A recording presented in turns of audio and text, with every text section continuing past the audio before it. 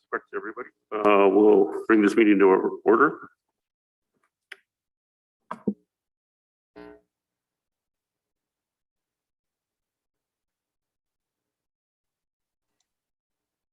Abby, could we do roll call? Tom McDonald, Here.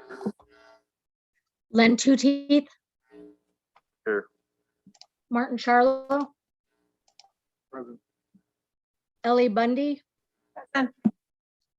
Anita Matt, Present. Carol Langford, Bing Matt, Here. Jim Molitor, Here. Jennifer Finley, Here. Mike Dolson, I'm here. James Still Senior.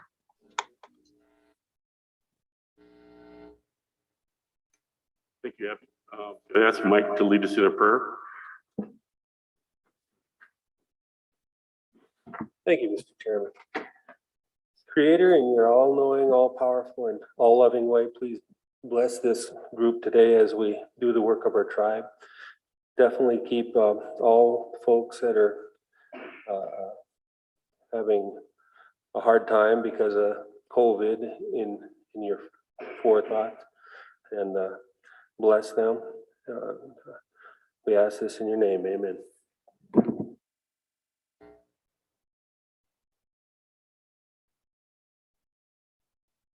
Thank you, Mike. We have the minutes from last meeting. I don't know if everybody had a chance to review those or not. Any corrections? Minutes?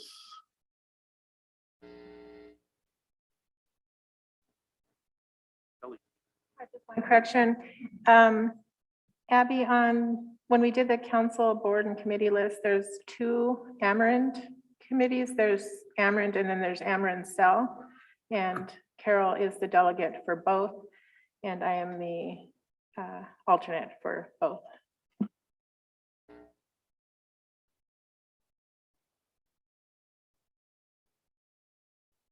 Any other corrections?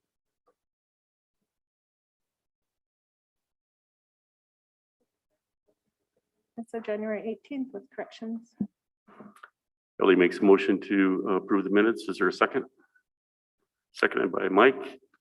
All those in favor?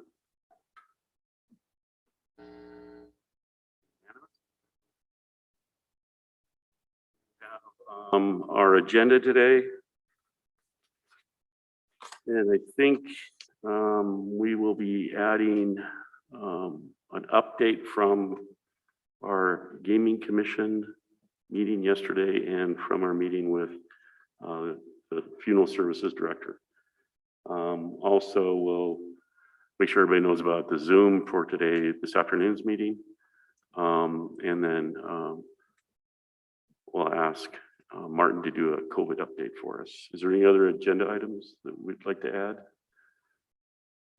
I think through legal department, we have one attorney contract that we could take care of this morning if Dan wants that, in addition to the Rock Creek mine.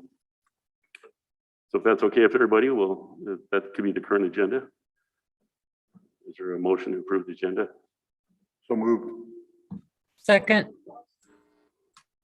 Motion and a second. All those in favor? Okay, we'll start with our walk-ins. I think we have Sheriff Don Bell as our first walk-in. Good morning, Don. Good to see you. Happy New Year. Thanks for keeping us safe.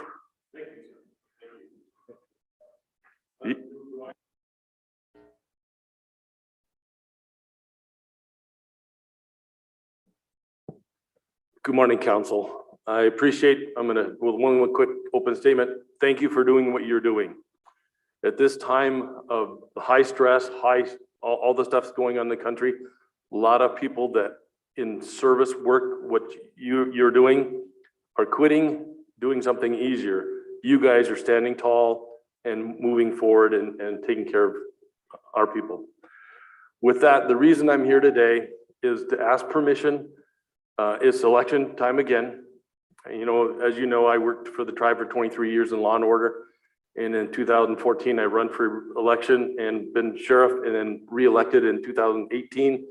And now it's time for re-election again. I'm asking for permission to get a permit to use the tribal land that you've set aside for signs like the Camo Building and some spots that I've used in the past. And I just come for permission to get a permit to do that again.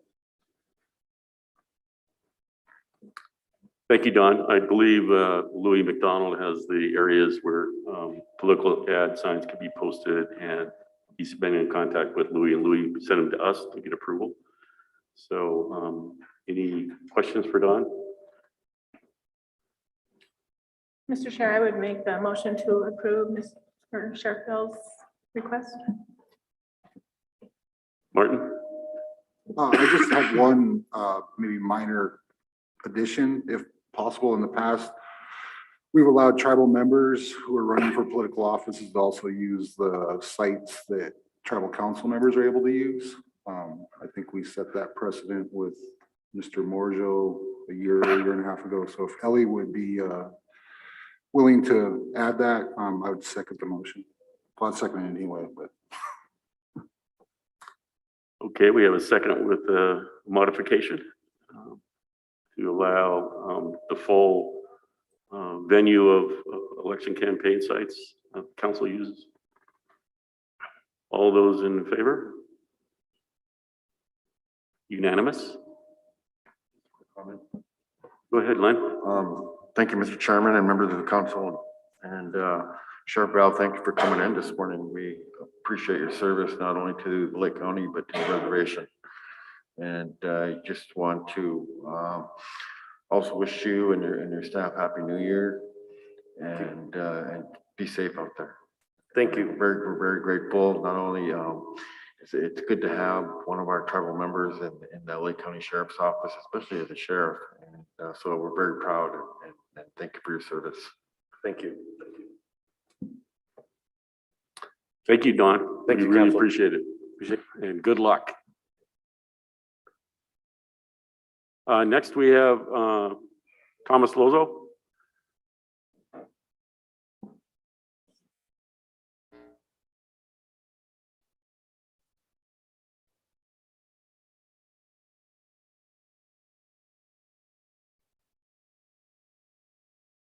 Morning, Sonny. Good morning. I just wanted to bring forward what, when I discussed on the 2nd of December about the taxing on woodcutters. And it comes to Revenue Rule 6216 under Section 61 gross income defined, 26 CFR 161-1 gross income. And it said revenue ruling 56-342 CB 1956, which is based upon the decision of the Supreme Court of the United States in Squire versus Horton Capeman. And it holds that income held in trust for or received by the patent holder, which is derived directly from allotted and restricted Indian lands, while such lands are held by the United States as trustee in accordance with Section 5 of the General Allotment Act 25 USC 348 as amended, is exempt from federal income tax.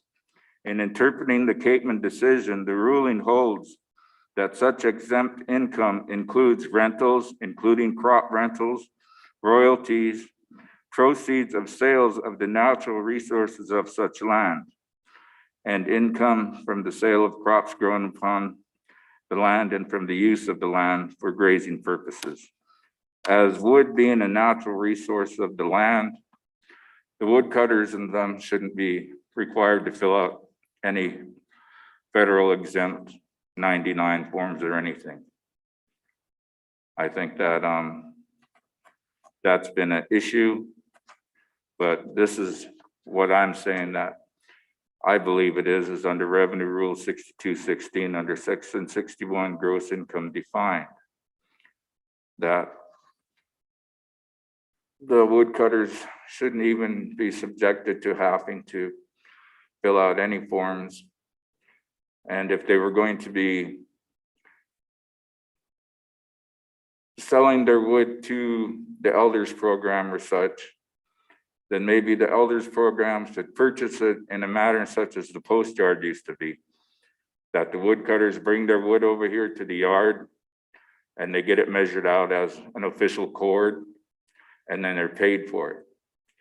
And I believe that this would alleviate some of the problems. Like, one, I got shorted on a cord of wood that they already gave me, and I brought that forward to them, gave them a picture of the wood after I stacked it. It was delivered between 7 and 7:30 that night, and they just threw it off and then left, and it snowed that night, and I took pictures of the pile the next day and then brushed it off, and then I stacked the wood, and it was about a third short. But you know, I don't want to tell them how to do it. I just basically said you should have a box built that would hold a cord, you know, and so that the people that were going to be delivering it could fill the box and see what a cord of wood actually looks like and put it on their truck and see what it looks like, you know, because the first bunches of wood I got delivered was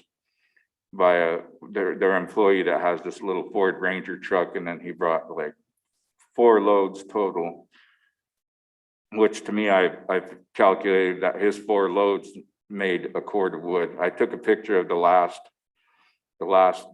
bunch he delivered to the front of my house, and then I did the same thing. I stacked what he brought and took a picture of it, but I didn't give them that day. But just to, you know, to try to get everybody their full cord of wood or whatever. I hate, you know, like trying to say that people don't know, but some people don't. And if they don't get a concept of what actual cord of wood looks like, then it's, you know, you're never going to know. You're going to be just guessing all the time, and then stuff like this comes up, and it kind of discredits those that do know what a cord of wood looks like, you know, because like sometimes, you know, a woodcutter that has a good customer or whatever sometimes throws in a little extra. Sometimes, you know, that's at the end of the tree when you're finishing your load off and stuff.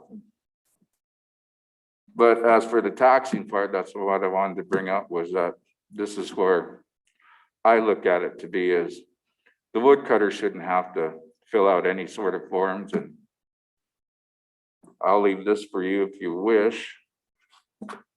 Thank you, Sonny. I have, in my previous job with some of my coworkers, shared that same concern about the taxation issue for our woodcutters. So we'll look into that and see if we can find a creative solution, and try to provide relief into that. Our legal department's here right now, so we'll review that, do our due diligence. As far as we'll let the division know also about, you know, let's explain what a cord of wood really is, and make sure that everybody's getting the correct amount. They have the dimensions on like the paper I signed for the Right. cord of wood. It's, you know, like 8 feet by 4 feet deep, 4 feet high. Yep, we'll make sure we get that information out. Thank you, Sonny. All right, but I'll just leave this with you guys. Mr. Please. Chair? Yes, Martin? Yeah, Sonny, appreciate you doing this. I've kind of been saying that about the program for a minute. I hope that they would listen and get like a truck that would actually hold a cord of wood versus making 4 trips with the little truck and having more than one worker in that yard cutting up wood and splitting wood.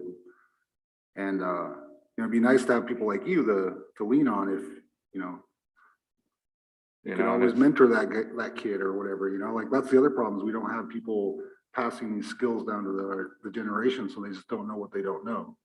And it's not really, I don't fault the kid, because he's just doing what he's being told and giving the equipment that he's being given. And so, you know, it's kind of a larger issue, and promise we're working on it, Sonny. It may not seem like it, but we are, so thanks. All right, yeah, I don't know, you know, I just got wind of this when it was coming up in like November and stuff, when Anita was questioning about, or somebody questioned Nate about the wood and stuff, and then that's how I came in to try to find out about the status of the wood and stuff. And And I appreciate the wood stove that was put in for me and stuff and all and that. But I don't know, I just thought maybe that they could figure on, you know, maybe they could have the woodcutters just deliver the wood to the yard and get paid, and then the LEAP people or the elders people could have a delivery people, you know, that could deliver the wood from the yard to the people instead of having the woodcutter go to the house and throw stuff off. And like I said, mine was short, but anyway, I'm still burning it. But if they just, you know, like I said, that's why I brought up like the post yard, you know, you just bring your wood to the yard here, get paid for your cord or 2 cords or whatever you bring in, and you're off. And I think they should be given an extra $3 for their checks, because they take $3 out of your check when you cash it. You know, $3 is a gallon of gas almost, you know, and that's pretty vital stuff when you're working on a limited budget, having to get up into these places, especially when it gets to be winter and we haven't had real bad winters where you're fighting the snow and you're burning more fuel to get to these places. You know, and this, I mean, like I said, $3 is a lot when you're on the working end of it, getting up in there to get the raw materials out. But anyway, thank you for your time for that, and I'll see you on Monday, Mr. Chairman, at 1 o'clock. Okay, thank you, Sonny. All right, thank you for your time. Thanks, Sonny. Or you want me to leave this?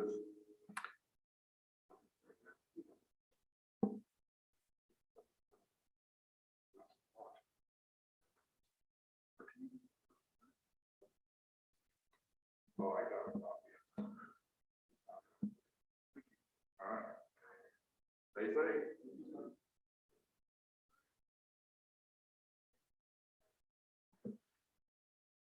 All right, I believe there's no more walk-ins. I think Greg took care of the other one. Thank you, Greg. And might as well jump right into the legal department, and then we'll go to our other. I believe there's no more.